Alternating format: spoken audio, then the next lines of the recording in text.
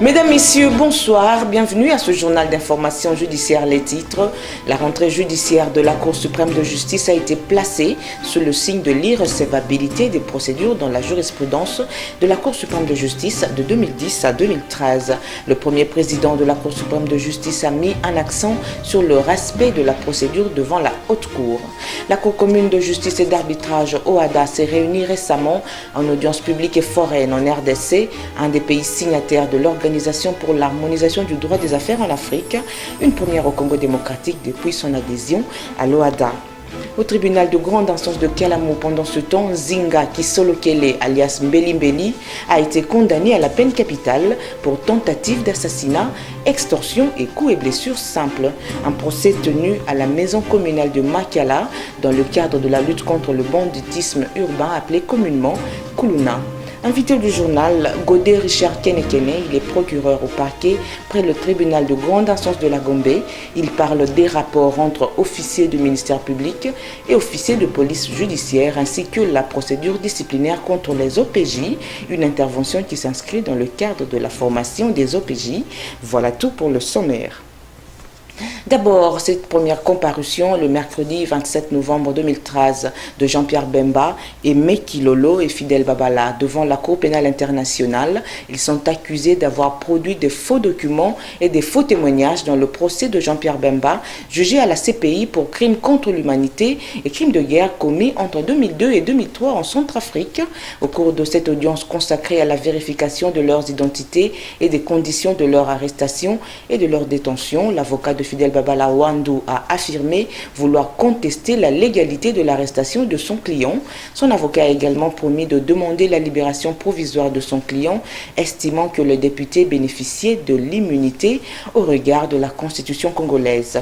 Pour sa part, la défense d'Aimé Kilolo a soutenu que les documents présentés comme fabriqués ou falsifiés faisaient déjà l'objet des débats confidentiels dans le procès principal de Bemba. Les 5 personnes accusées de subornation risquent la peine maximale, ne pouvant pas dépasser 5 ans si les faits sont établis. Vous avez entendu dans le dossier qui oppose la Cour pénale internationale aux proches de Jean-Pierre Bemba l'infraction de subornation des témoins mis à leur charge.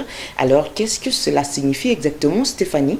Nathalie, la subornation des témoins est tout simplement le fait d'exercer une pression sur une personne susceptible d'être appelée à témoigner en justice en vue de lui faire effectuer un faux témoignage. La pression peut se faire par des conseils, des dons, des promesses ou même des menaces. Bien entendu, il doit s'agir des cas des dossiers en instruction ou un dossier où la procédure d'enquête est encore en cours. Sachez aussi que l'infraction de subornation des témoins en droit congolais ne peut être établie si la personne qui allait être appelée à témoigner n'a plus été appelée ou si l'individu a été appelé n'a pas fait des déclarations contraires à la vérité. Il est aussi important de savoir que le but de l'acte de subornation des témoins est d'obtenir d'autrui un acte positif ou même une abstention. L'article 129 du Code pénal congolais, livre 2, poursuit cette infraction et condamne le coupable à 5 ans maximum de servitude pénale principale. Le suborneur encourt des peines encore plus lourdes si le faux témoignage dont il a été l'instigateur a eu pour résultat de faire condamner le prévenu à la peine de mort ou à la servitude pénale à perpétuité. À la Cour suprême de justice, la rentrée judiciaire est intervenue le samedi 23 novembre 2013. Le premier président de la Cour suprême de justice a axé son discours sur le thème « L'irrecevabilité des procédures dans la jurisprudence de la Cour suprême de justice de 2010 à 2013, le cas des contentieux des élections législatives et présidentielles ». Thérèse Massengo, Yanni Mouemé. Qui prétendait les représenter. C'est dans la salle de la Cour suprême de justice que la rentrée judiciaire a eu lieu. Autorités politiques et judiciaires ainsi que les auxiliaires de justice ont assisté à la cérémonie. Une cérémonie marquée par la présence du président de l'Assemblée nationale, représentant du chef de l'État. Le premier président de la Cour suprême de justice a mis un accent sur l'irrecevabilité des procédures devant la Haute Cour de 2010 à 2013. Il s'agit des affaires examinées dans ces sections judiciaires, administratives et législatives. Le premier président de la Cour suprême de justice a fustigé principalement le non-respect des procédures devant la haute juridiction. Et ici, ce sont plus les avocats qui sont indexés. Une décision d'irrecevabilité d'une action en justice est souvent perçue comme la preuve irréfutable d'une mauvaise distribution de la justice par le juge. Confortée par l'ignorance des procédures et des faits, par le grand nombre de décisions allant dans ce sens devant nos cours et tribunaux. Ce point de vue ne traduit cependant qu'une vision tronquée des choses.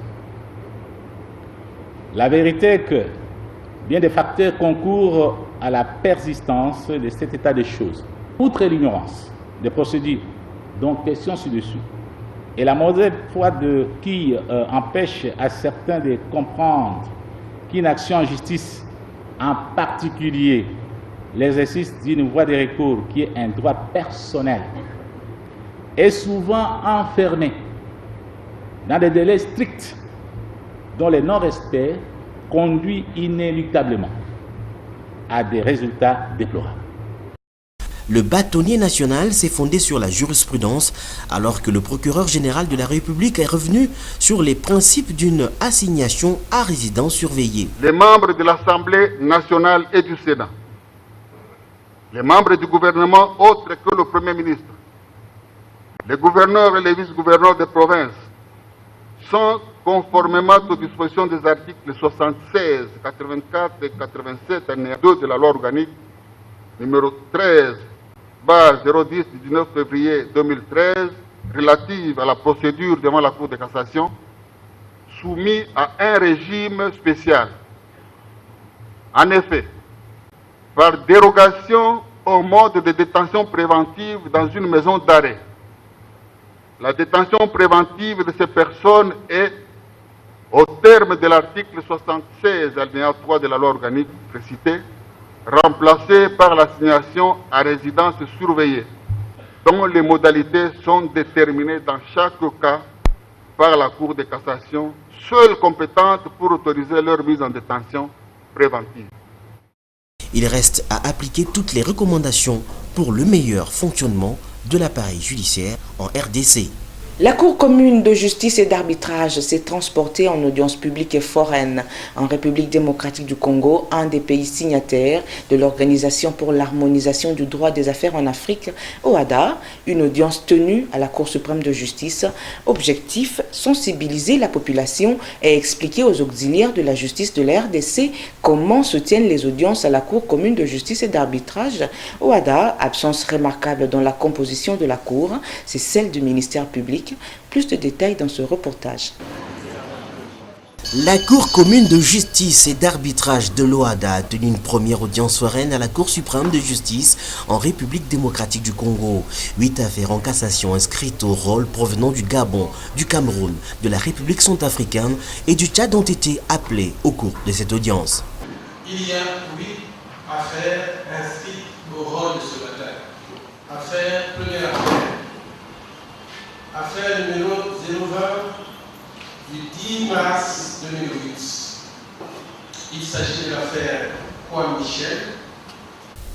Après la lecture de l'extrait de rôle par le greffier en chef, la Cour procède au délibéré de tous les pouvoirs en cassation introduits par les différentes parties.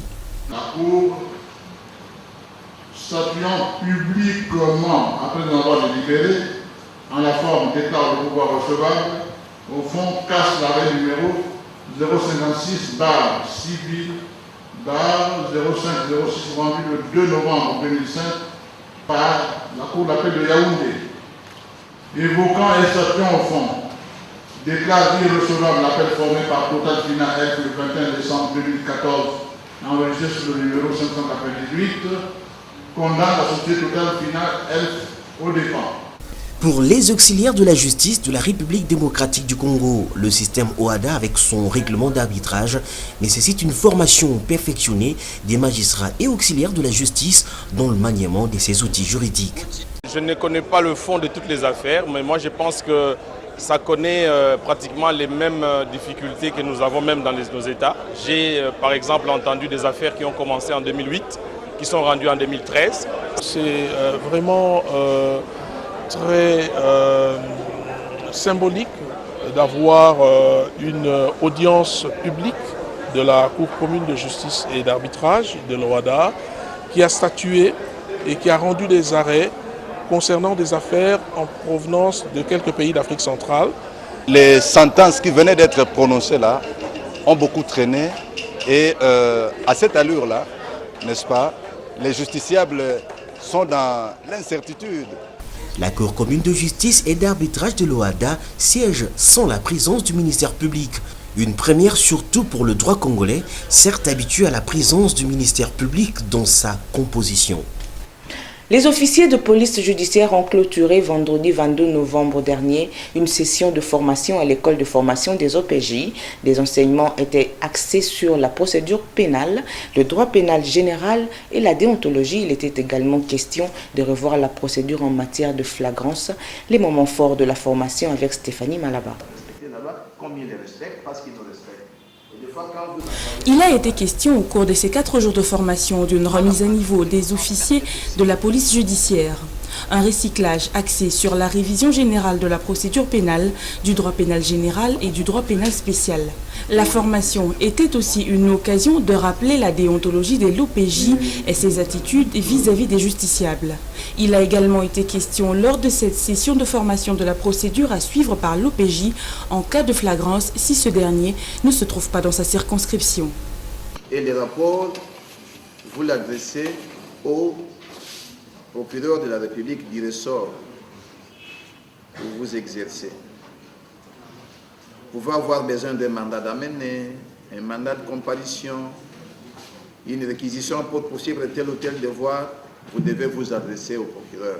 Et c'est le procureur qui vous aide à pouvoir avancer dans les enquêtes. Et lorsque vous n'avez pas le pouvoir par rapport à tel ou tel dossier et que ces pouvoirs ne relèvent que du procureur de la République, si vous voulez de le faire du ministère public, vous devez, en principe, si l'officier du ministère public n'est pas au courant des dossiers en instruction, vous pouvez vous référer à cet officier du ministère public pour que par voie de réquisition, le pouvoir vous soit accordé pour poser les actes en ces lieux et places. Toutefois, les OPJ de l'ANER et ceux de la DGM dressent leur rapport à leur hiérarchie respective à qui il appartient de juger si cela relève du ministère public. Pour ce qui est de la langue, lors des interrogatoires ou auditions, toutes les langues nationales sont permises. Généralement, toutes nos langues officielles sont permises pour l'interrogatoire ou pour l'audition.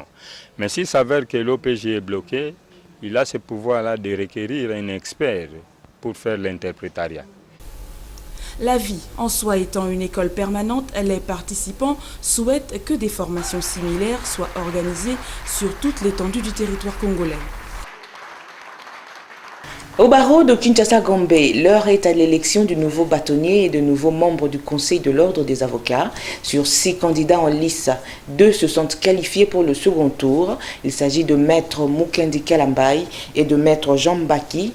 L'Assemblée générale du barreau de Kinshasa-Gombe, tenue en la salle des conférences du ministère des Affaires étrangères, était aussi l'occasion pour le bâtonnier sortant, Maître Omer Mwanzambi et Chipepele, de dresser son bilan après 2 mandats à la tête du bâtonnier de la Gombe, un bilan jugé plutôt positif par les avocats.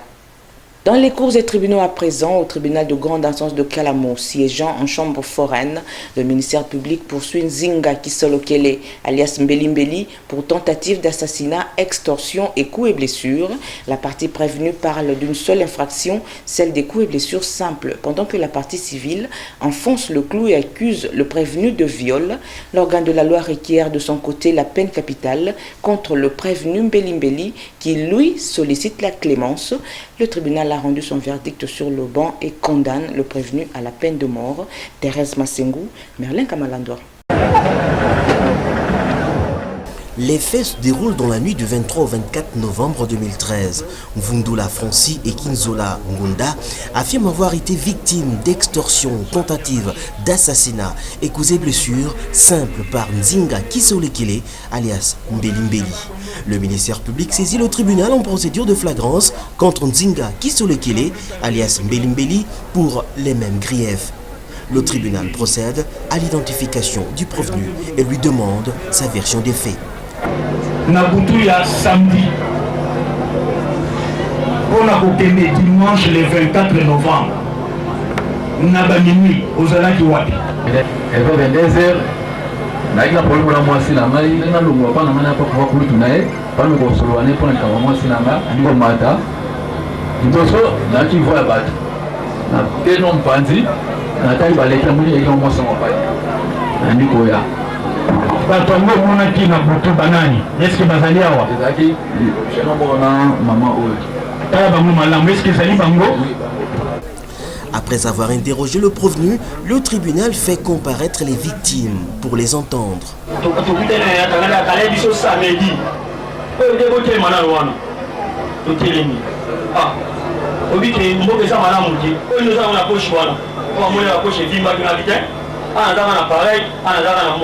Ati madame yeza ni habite ngani sana bilo na ngwa ngwa dimi sa batibale ko sana kingo adisi bilo na ngwa ni sama boko na kusanga le bilo ko ni tala ka bilo ko chomo la ye na bilo ma to na shine chinai siwa na biso to kino ko to kino na sina ngwa se o me awa to kino ko sala ni ni biso magisu omo ko bishete bini na de ko mi boy yom de beza sola bio de so mi si ko na ma chete ko bima omo ko mbelisi se bini.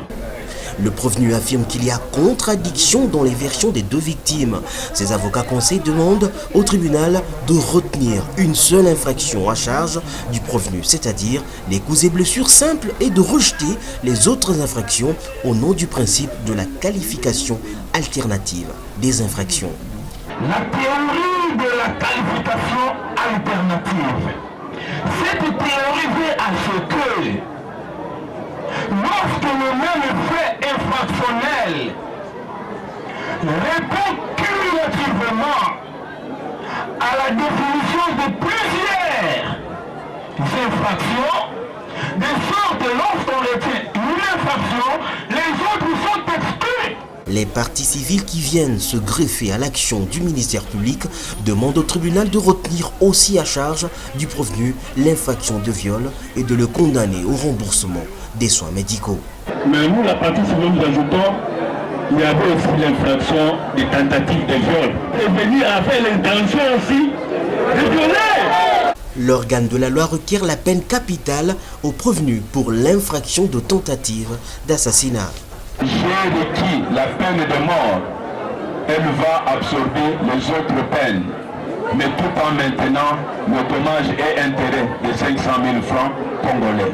Avant le délibéré, le tribunal passe la parole au prévenu pour son dernier mot. Si le tribunal a zali kotuna yo, liloba na yo ya suka ezali nini?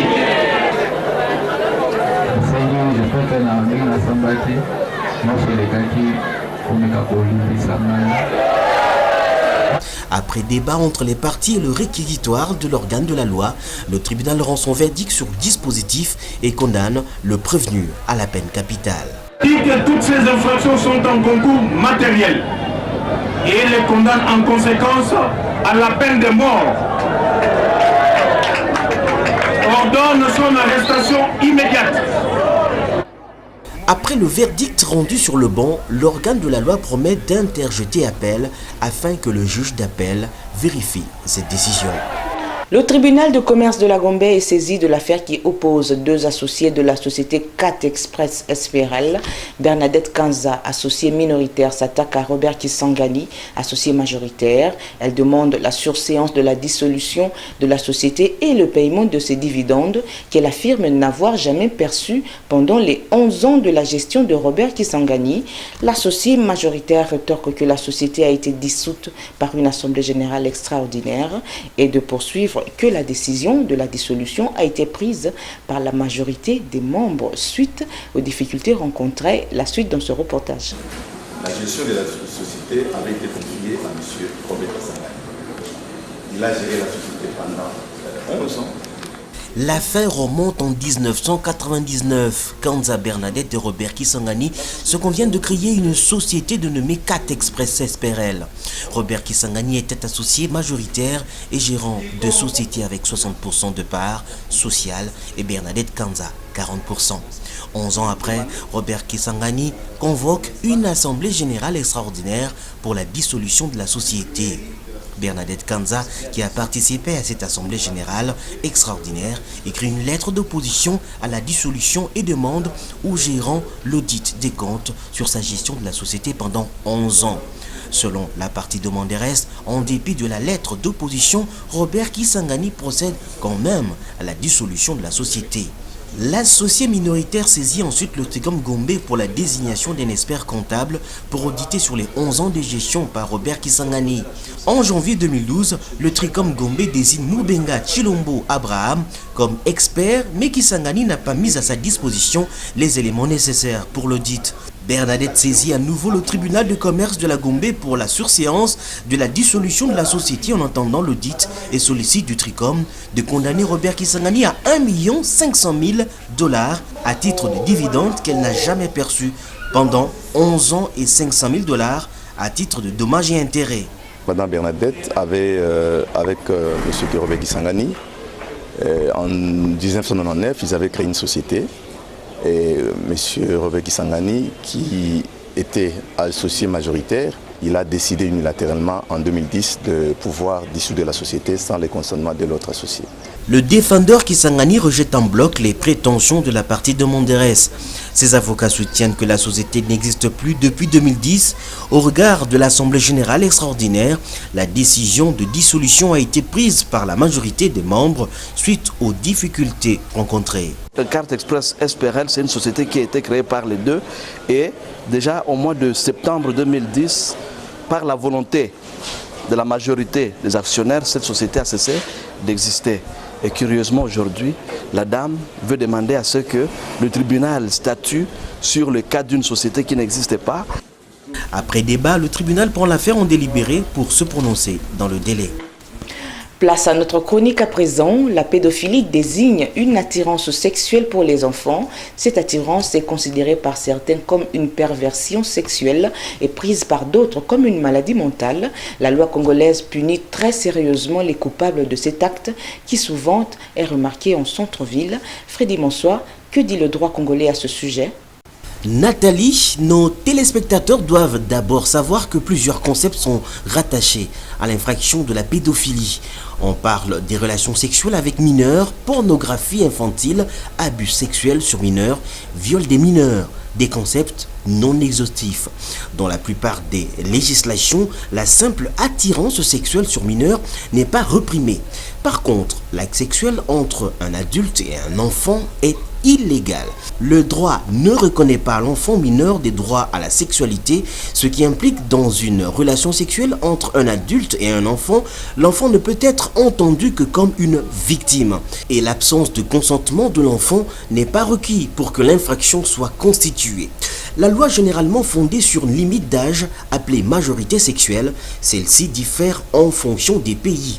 Dans certains pays d'Afrique, il existe des lois qui repriment la simple incitation d'un enfant à commettre un acte sexuel.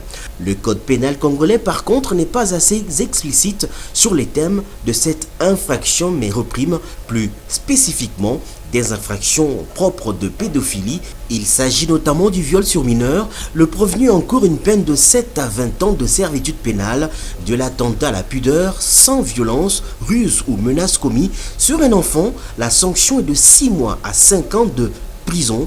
L'attentat à la pudeur avec violence, l'acte est puni de 5 à 15 ans de servitude pénale principale. Le droit congolais punit aussi de 5 à 15 ans de prison tout acte consistant à inciter des mineurs à la débauche. Sachez aussi que le droit congolais poursuit et punit pour viol toute personne qui contracte un mariage avec une mineure. La sanction est la même que celui poursuivi pour viol sur mineur, c'est-à-dire de 5 à 20 ans de prison.